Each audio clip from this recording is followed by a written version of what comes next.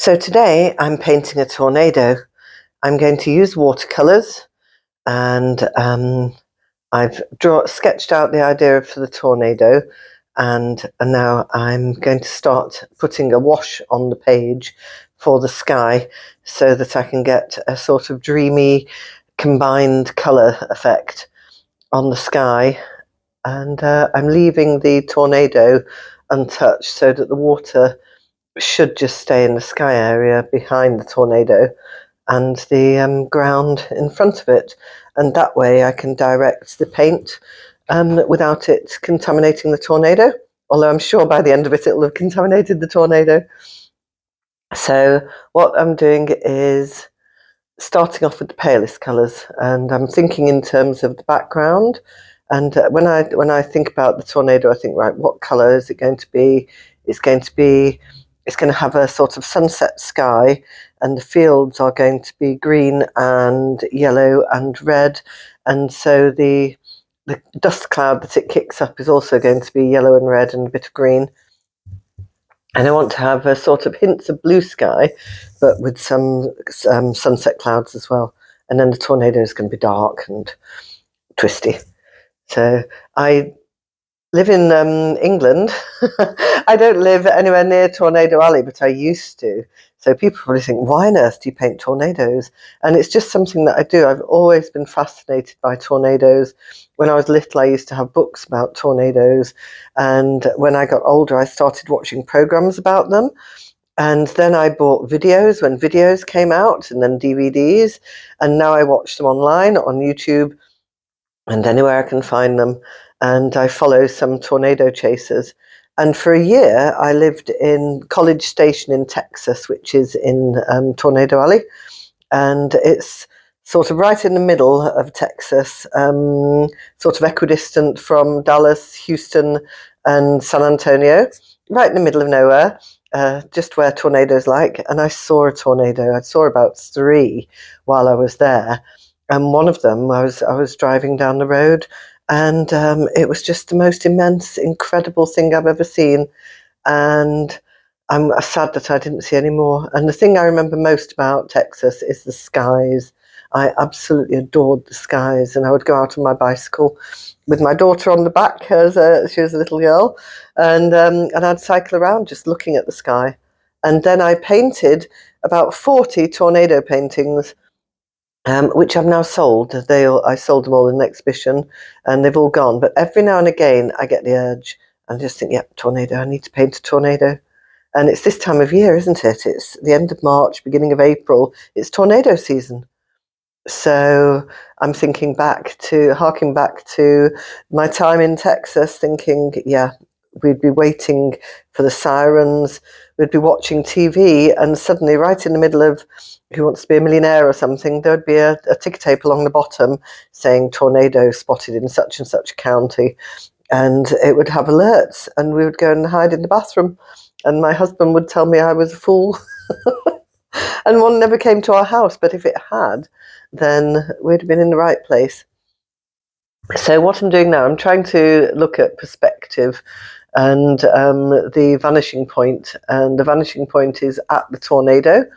So I'm having a sort of, not a wheat field, it's got like poppies, and just sort of general things growing. It looks like it's been furrowed, but not recently, and a line of trees in the background. So I'm starting off with the background colours. I've got to imagine it, like with the jelly print, you have to imagine the negative layers, the layers behind the top layers. So I'm thinking of the basic sky first, and then I'm going to add more and more of the more vibrant colours, and then the darker colours at the end. Because with watercolour, it shows through. So I'm going to have these little bits of yellow and blue in the sky showing through afterwards, I hope. Sometimes I get completely carried away when painting tornadoes, and I end up splattering and tipping the page to control the paint and making it travel around. And I'm hoping that I'll control myself with this one, but you just never know. And I've done some very large canvases with tornadoes on them, and using acrylic paint. I've done some oil paintings as well. And we're using acrylic paint and just tipping it and pouring it and directing it. And it's so much fun. But I've got to try and be more controlled with this because watercolour is very unforgiving. You can end up with a pile of mud, which I think is okay sometimes, or you can end up with a vibrant painting. So I'm going to try and keep some of this blue, see how I do at the end, see whether I actually achieve it or not. So whilst painting, I'm remembering my time in Texas and the beauty of the countryside. Absolutely gorgeous, really lovely place. And the skies, they were big. They were big. And sometimes it was very different because in England, the skies are small. And by that, I mean the clouds are low. They're very low down. It feels like they're just above your head. And we get the stratus cloud that I don't think they get over there. And it makes it seem as though the sky is low, whereas in Texas, it seemed as though the sky was high and big. It was a bigger sky. And almost like sometimes on a perfect day, it would seem as though there was like a dome, a glass dome, like in Truman Show, a glass dome above the head. And all the clouds would sit on the top of this invisible dome, and they would all sit at the same height. And some of them were like cities. They were so enormous that they felt like they had weight, and I felt like I wanted to duck underneath them. These enormous clouds with the flat bottoms, as if they were just sitting on a glass dome, and then huge towering towers of cumulus clouds above them. And sometimes it would make me feel like I wanted to duck, like there was something heavy above my head that could just land on me and squish me.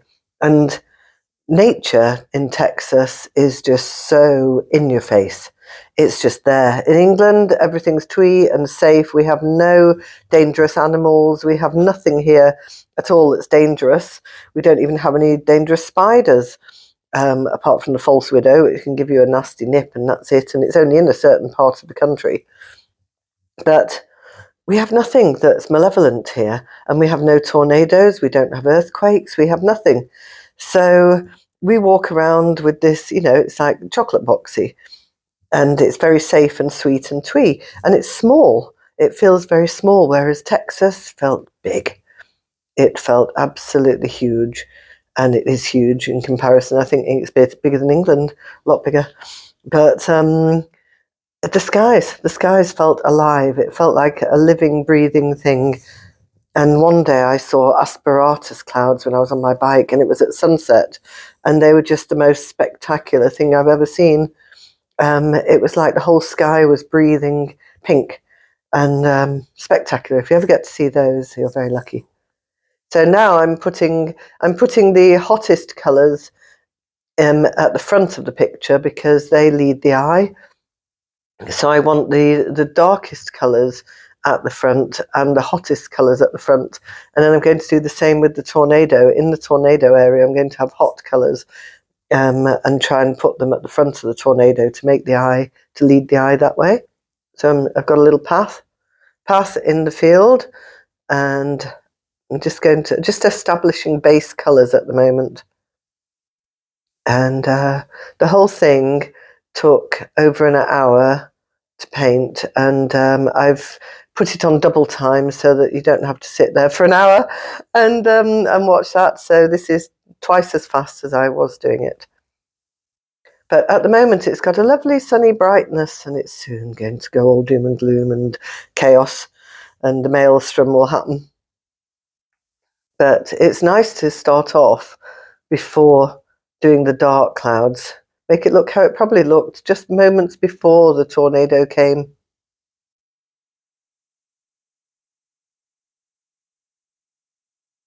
I like experimenting with watercolours because some of them are opaque and some of them are transparent. And if you work with the transparent ones, you can layer them up on top of each other. If you work with the opaque ones, they tend to dominate and almost obliterate what comes beneath them.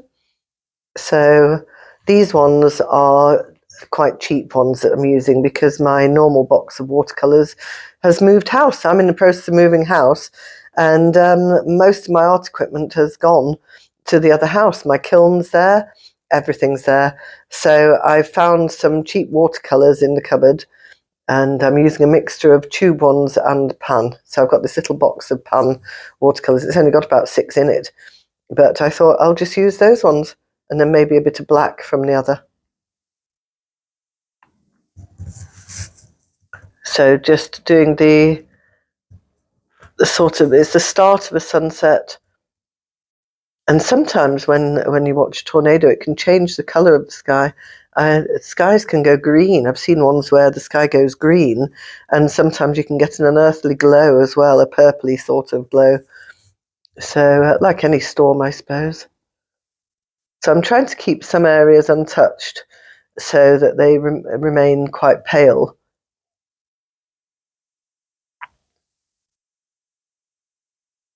So I put the reds and the yellows near the bottom of the page to lead the eye. I want those. So I'm not putting any of the red in the later part of the field. That's going to be just green and yellow. And I've got the oranges and reds nearer the viewer to try and lead the eye towards the tornado. Starting to put some dark in now. I combined 2 shades of blue and a bit of the dark red to make a purple. And I'm just putting on a very, very faint layer at the moment because I just don't know how they're going to combine, how it's going to look. So I start off with faint layers and gradually build up and up and up. And then I get completely carried away and stand up and start splattering it. And I just can't stop myself. That's my favourite bit. I've got to look after the carpet though. I've not got any protector on at the moment. So darkening the bits nearer the eye. So I've got the dark shades plus the hot coloured shades near the eye, and then the same again where the tornado is. So it should hopefully lead people in by starting off looking at the foreground and then following the furrows and the path down to the tornado. And the background is the sky. It's cold colours, blues, which should make it recede, hopefully. That's the plan. See if that works. If any of you have ever seen a tornado, please let me know. I love them. I mean, obviously they're very dangerous and I wouldn't wish one upon anybody, but at the same time I find them fascinating and beautiful. Like all natural disasters and volcanoes and tsunamis, they're all just beautiful to watch but deadly to be in. So I wouldn't wish them on anybody. But one day I'd like to go back to Texas and have another look and see, at this time of year, see if I can see some in the distance. It just astounds me what nature can do because we just don't get that sort of thing here at all. And I was once at the seaside in England, in Anglesey, looking over South Stack, which is a lighthouse. And there was this huge expanse of sea behind it. And a foreign man came up and said, please, will you take a photograph of me with all this? He said he'd never seen the sea because he'd lived somewhere that was landlocked. And he was just amazed by the sea. And that's what I'm like with the tornadoes. And where we live, it's benign. We just get, a slightly windy day, a slightly wet day, a lot of wet days, but nothing like this. So to me, they're fascinating. I'm leaving the tornado till the end, which is probably silly because I'll lean my arms over the field then, get the paint all over me. But I'm leaving it till the end because it's the star performer. I want to make it stand out.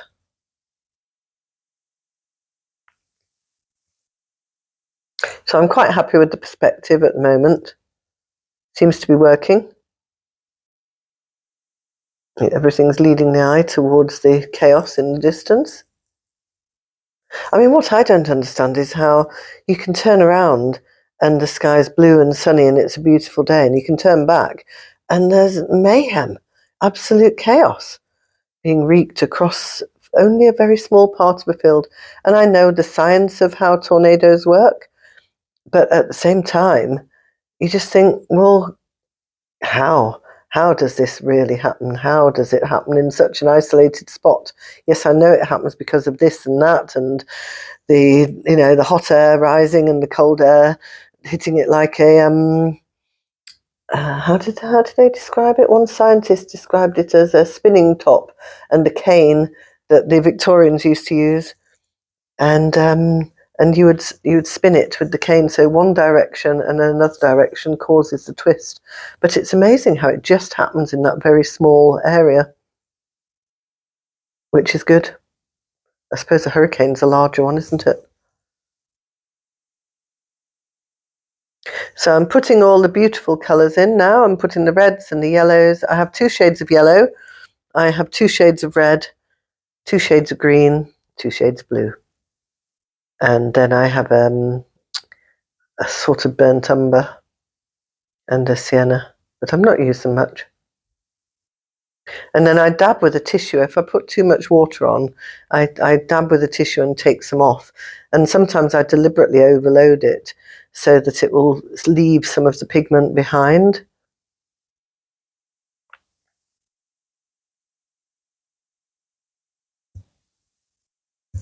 You can use resist as well, latex resist. I have a bottle somewhere, but I think it is down in Dorset and not where I am.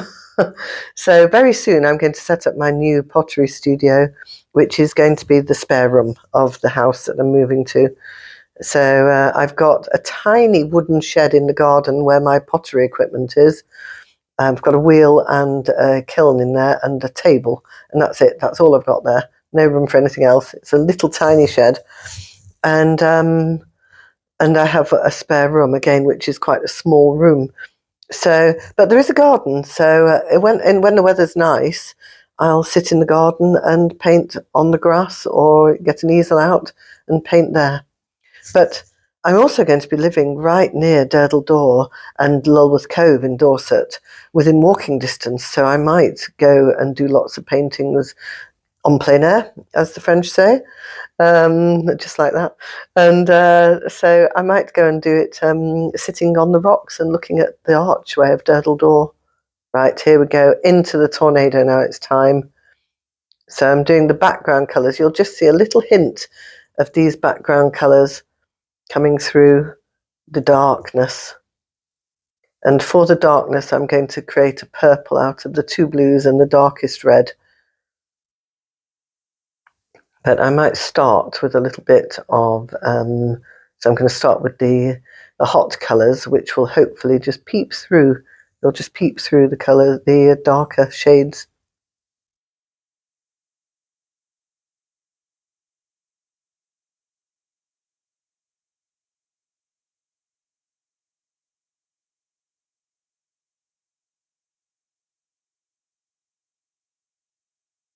I don't know if you've tried liquid latex, but it's great. If I wanted to leave where I've put the yellow, it should really be white. It should be paler, but I'm not going to do that because I'm going to splatter everything, so I wouldn't be able to save it anyway.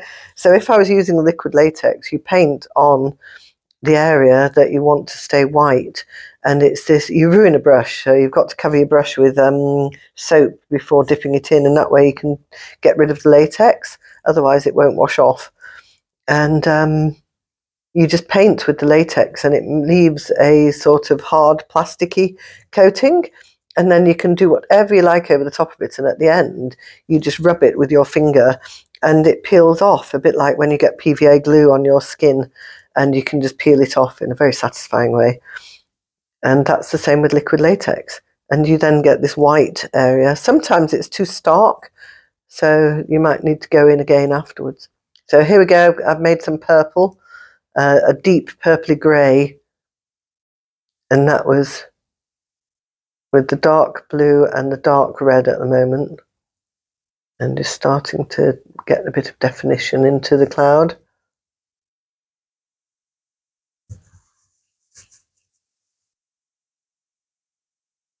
Starting to look a little bit like a tornado. I can see the shape now.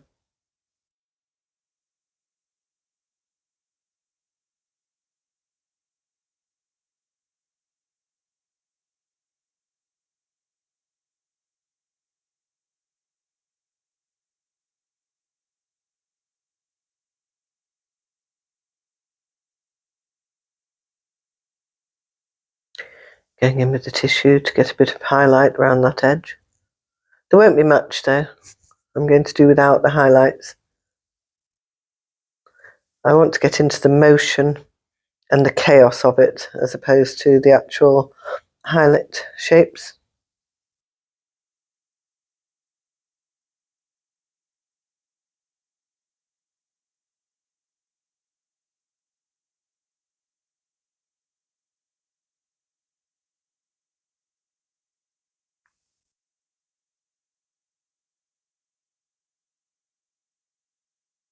I paint a bit like an ice skater. Ice skates, they cover in a competition. An ice skater covers all the corners and the centre ground of the ice rink, and I think you have to do that to get the marks. And that's how I do my painting. I'm looking at a picture, and I'm just constantly looking at all the different corners, all the different areas of the painting. When I have a colour on my brush, I think, right, where does this colour belong? Not just in one particular bit, but on the whole painting. Where does it belong? Where should it be?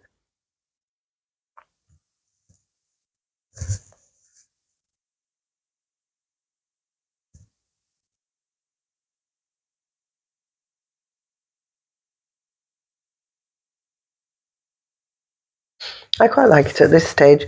I always do. I always overwork my paintings, and when I look back on them, I think, yeah, I like it at this earlier stage. It's looser. But hey ho, it's not how I work. I like to really over egg the pudding. So if you can add more paint, I will. Costs a fortune in paint.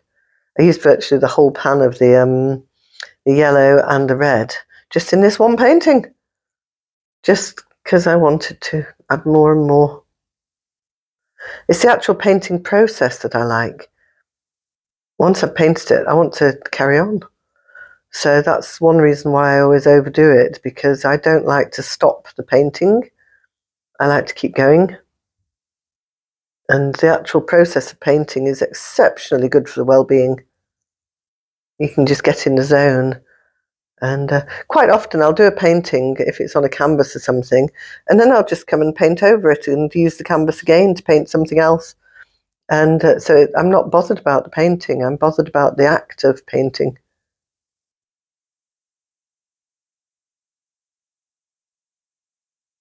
Yeah, I do quite like it at this early stage. It's loose. It becomes a bit muddied in a bit, but I like it like that. I like to get as much on there as I can.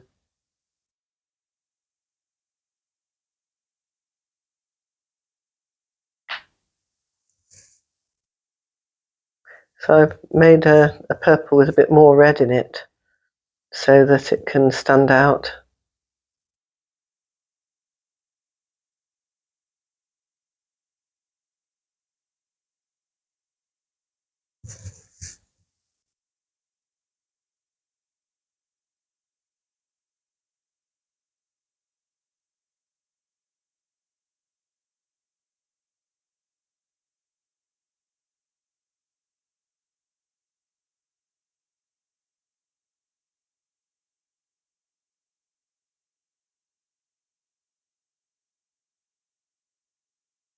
I was walking down the road once in Texas with my daughter when she was nearly 3, and she was in a pram, just a pushchair, and we were walking along, heading for the park, and suddenly the wind started whipping up, the sky changed, and I saw I might call it a wall cloud descending in front of us.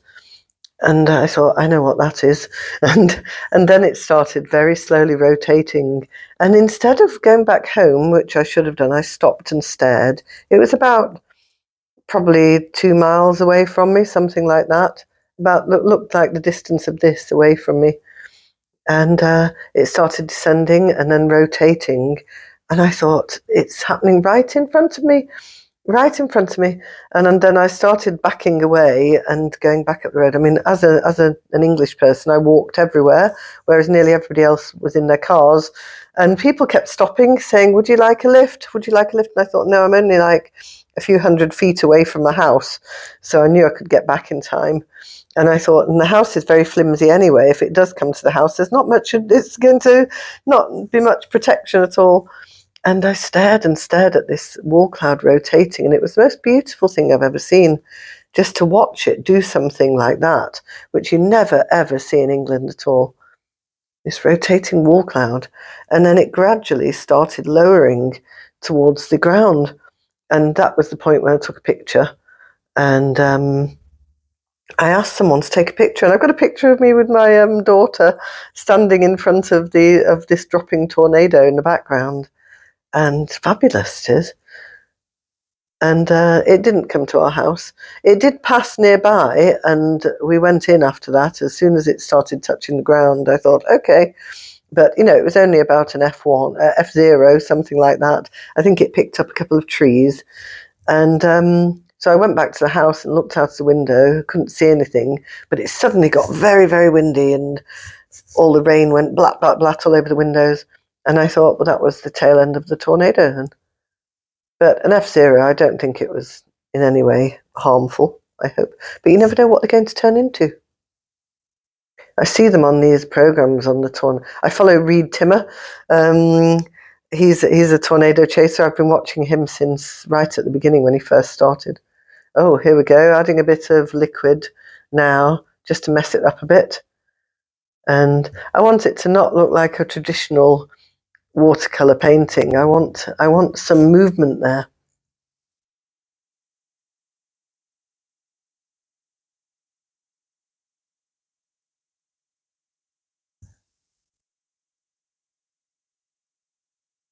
So I'm just sort of sopping up some of the areas.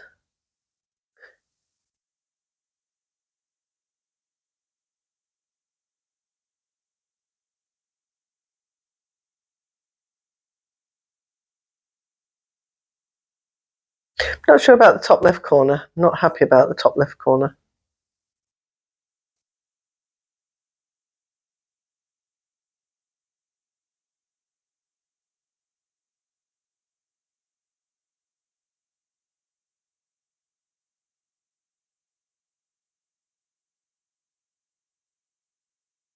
Right, going back in with some purple to add some more clouds again.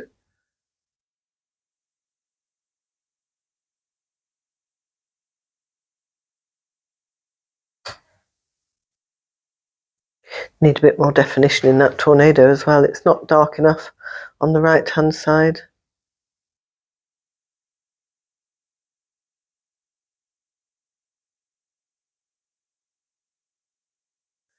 So it's that thing again where see what colour you've got on your brush and see does it go in anywhere else as well as just there.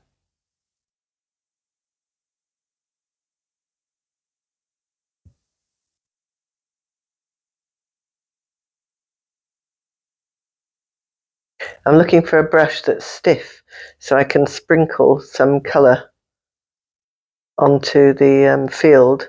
I want it to look like little flowers, like sort of poppies.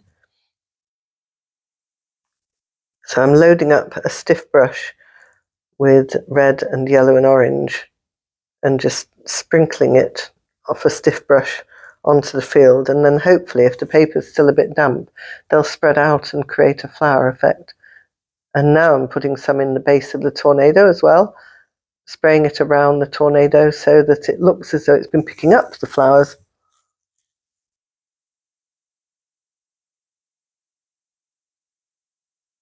Going in with the palest colours again.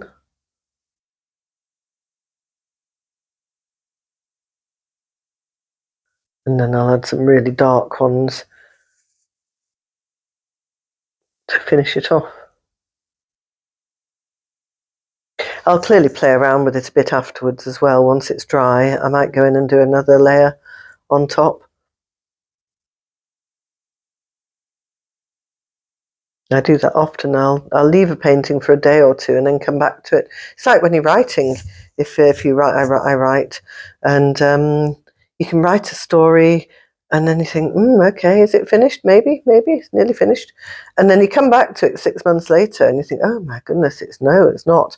And and make all sorts of alterations to it. And that's what I do with paintings as well. Paintings, poetry, and novels.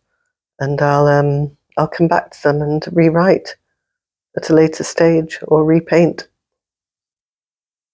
or completely paint over. And every now and again I get one and I think, that's finished. Yes, that's exactly how I want it to be. And then I'll put it in an exhibition. I've got an exhibition coming up in April. I'm going to be at the Purbeck Arts Week, or PAW, Purbeck Arts Week, which is art weeks, I think it's called, Purbeck Art Weeks. And there's 2 weeks in the end of May, beginning of June, near Corfe Castle in Dorset. And they have an exhibition, not just of art, but of sculpture, of music, of theatre, the arts, all of the arts.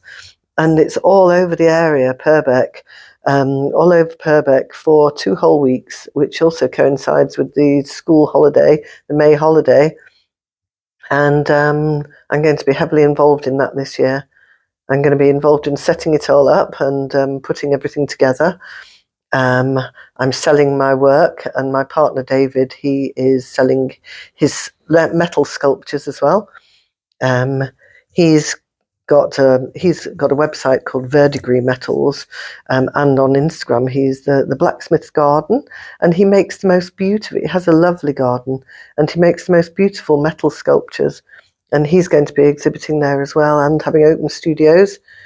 And I'm going to be doing a pop-up studio where I have 2 days of doing sessions where people can come and join in and paint with me or make pottery with me. And there's one at the beginning of the 2 weeks, and there's one at the end of the 2 weeks. And then I'm also doing 2 days in local schools, teaching a workshop to the children. And on one of them, we're making a Frankenbird mobile. It's on the theme of birds. We're making a mobile with the birds. And on another day, with some older children, we're doing graphic birds, where we're going to be collaging and then making a painting out of our collage. And then obviously selling my paintings as well. Last year and the year before, it was all ceramics that I put into the exhibition. And this year, it's all paintings, because my pottery studio is gone and it's moved to Dorset, but I haven't yet. So I'm still here at the moment in my mum's house, because I was her carer for 9 years and I've been looking after her. And she recently passed, so I'm staying here while the house is waiting to be sold. And I'm using her dining room as my art studio, and she would not be happy with me, because this one's got the best carpet. So I'm being very respectful of Mum's carpet. So here we go. I've darkened the tornado. You can now see that it is a tornado, but I still think it's a bit static. Still seems to be a bit static. So this is the point where I usually go a bit crazy and stand up and end up getting loaded brushes with liquid, lots of liquid paint, and flicking it all over the tornado. And I usually rotate myself around the table so I can get it at an angle and try and get a curve in my splatters to make it land. And I'm going to end up starting to flick it. And yeah, here we go, started to flick, thinking of Mum's carpet. And then I have to stand up and do it from another angle to try and get a curve in it. And sometimes it works and sometimes it doesn't. But I thoroughly enjoy doing it. So I'm probably going to add more to my painting. I think it's nearly finished for today, but I'm going to add more to it afterwards, once it let it dry. And because some of the colours change very much so after it's dried. Here we go, a bit of movement. I want a bit of chaos. It looked too static and pretty in a pretty field, and now I want it to actually represent the chaos that occurs.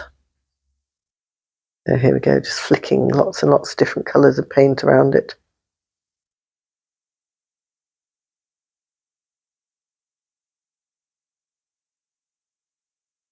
It's a fun part. There we go, getting stuck in from a different angle. not protecting the carpet in any way. I don't think I dropped a single drop. But here we go. Here's the end painting. Hope you like it.